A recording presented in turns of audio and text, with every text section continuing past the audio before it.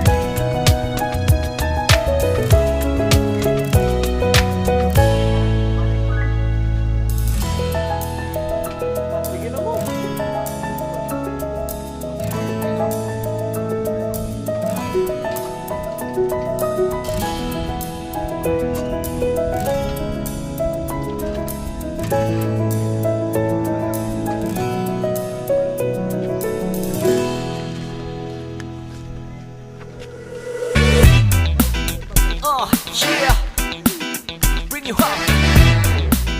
Yeah, come on. 그랬던 나를 와빠지게 한 건 너. 나를 거울 앞에서 서성이게 만들어버린 너. 예전엔 화장도 안 하고 대충 입던 나이. Ikaw na, sige na. Picture eh, cocktail. Hold baby, hold. Take a picture.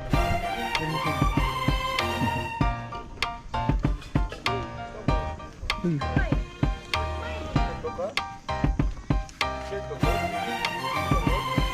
Domay.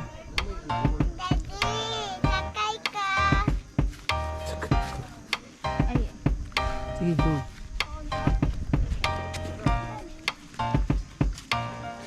Kupot sa dapel mo. Ay, kupot mo.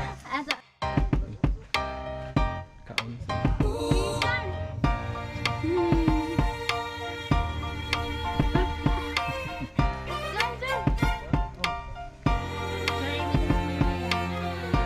Hey, picture ni.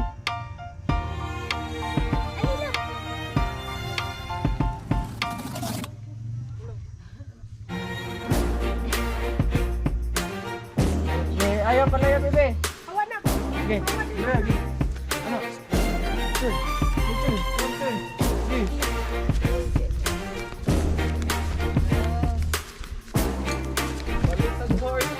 Tumay, ito na. Turn around, bebe. Balik ka dito, bebe. Balik dito. At yung mama to.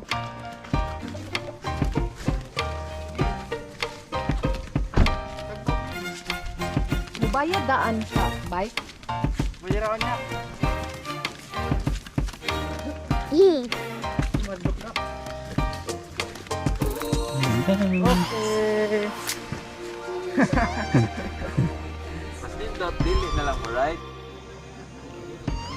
Hello guys, welcome back to our channel. Good morning everyone, and we are here in Mt.Manunggal. Just wanted to tell you about what are those information that you need to know in case if you're going to camp here or day use or overnight. You have options to choose. By the way, the entrance fee is 50 pesos. That's also for day use, and for overnight is 100 pesos. You can camp here, you can do car camping, or you can even go to the peak so that you can camp over there as well.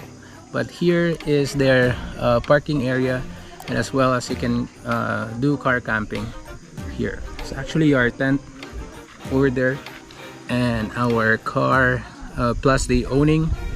It's definitely a good experience when you have your camping over here at Mt.Manunggal. See you next time guys. Thank you.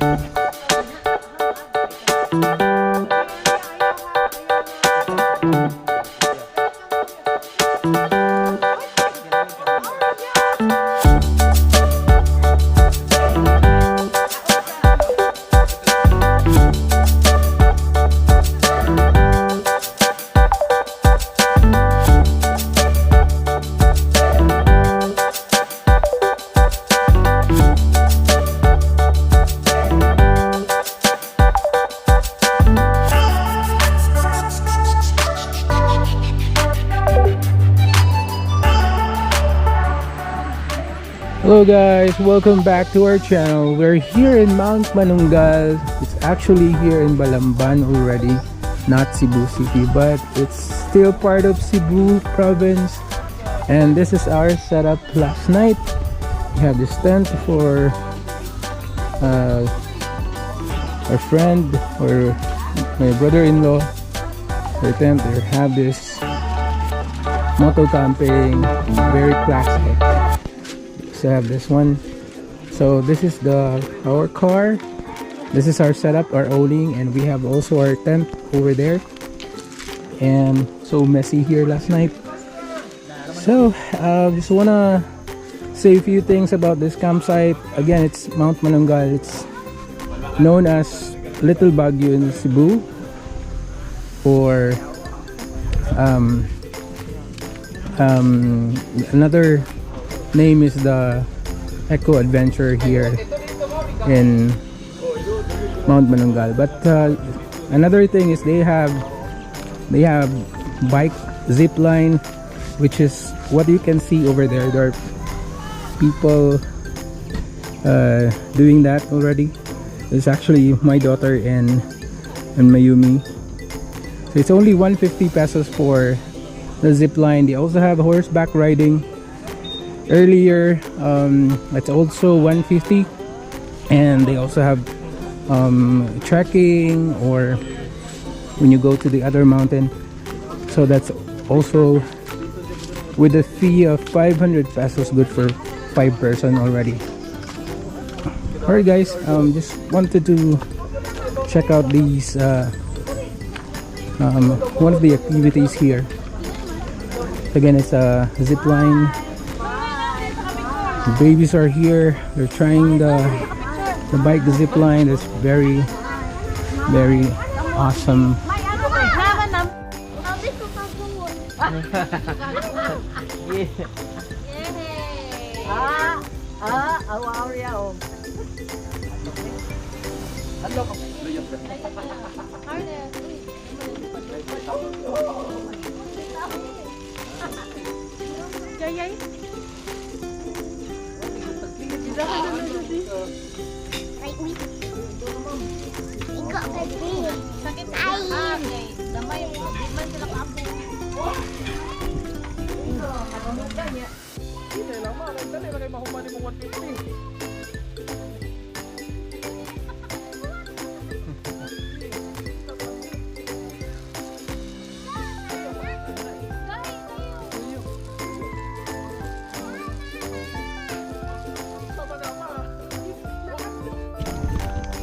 So guys,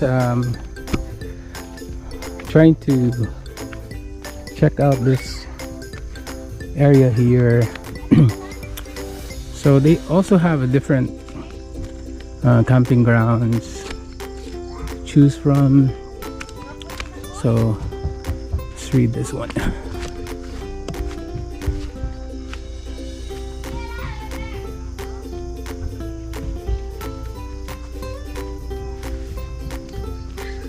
So this way is to their view deck and campsite. So again, you can camp here, you can do car camping. Actually, they're trying to develop some of the areas here for camping ground, because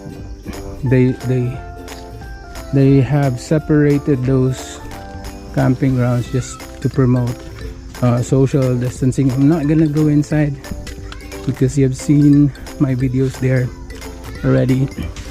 There's also a campsite over there, and another campsite would be coming from here. Have to go up, and also the view deck is there as well. I'm not gonna go there because it's very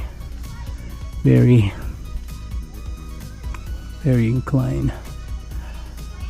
So there again, there's a campsite there. You can actually rent the tent, the purple tent. It's 1,000 I think, and it's already good for 8 persons. So it's a good thing about that. So there's tent over there as well.